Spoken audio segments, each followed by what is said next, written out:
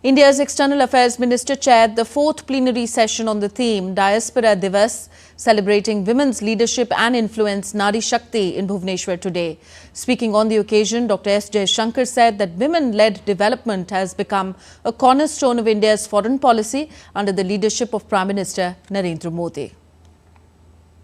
A number of issues pertaining to gender equality, to women development, etc., are very much a part of our international activities and foreign policy as well. In fact, when we chaired the G20, we pushed very strongly for the concept of women-led development and got it accepted in the G20 conceptual framework, and thereafter we actually pushed for it very strongly when the Summit of the Future took place as well. External Affairs Minister Dr. S. Jaishankar interacted with a group of students from the Harvard Kennedy School and Massachusetts Institute of Technology, USA, at the ongoing Pravasi Bharatiya Divas convention in Bhubaneswar. The External Affairs Minister spoke with the students on a host of issues ranging from India's foreign policy, its development goals, and India's position on the ongoing conflicts in West Asia and Ukraine-Russia. DD India's Amritpal Singh reports. At the Pravasi Bharatiya Divas here in Bhubaneswar, Dr. Jaishankar, the External Affairs Minister, took our time to interact with students from MIT and Harvard. He spoke on various issues. I have with me some of the students who interacted with Minister Jaishankar. What did you talk to Minister Jaishankar about? He mentioned the relationship to India in the region as well as in the world, specifically Serbia, the EU, and the Ukraine and Israel. As India negotiates a difficult position in conflict-ridden areas, what did the minister say what India's approach is when it comes to the Ukraine-Russia conflict? With regards to the Ukraine-Russia conflict, the stance was there will be a solution and an end which is not determined on the battlefield, but it requires a negotiation.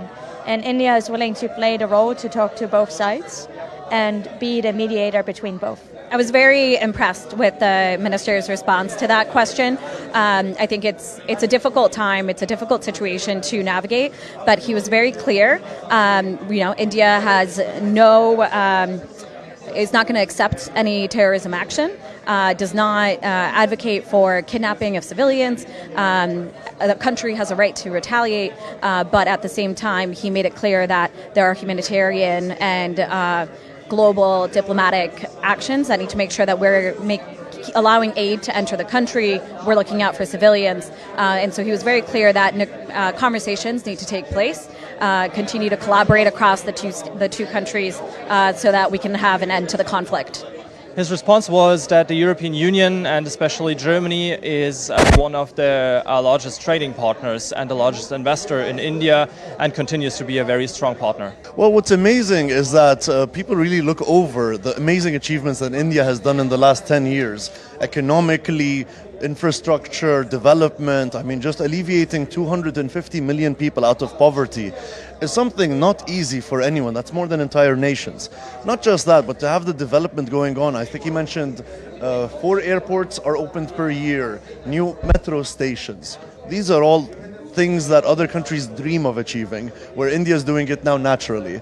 And so I believe that there's an amazing decade coming up for India.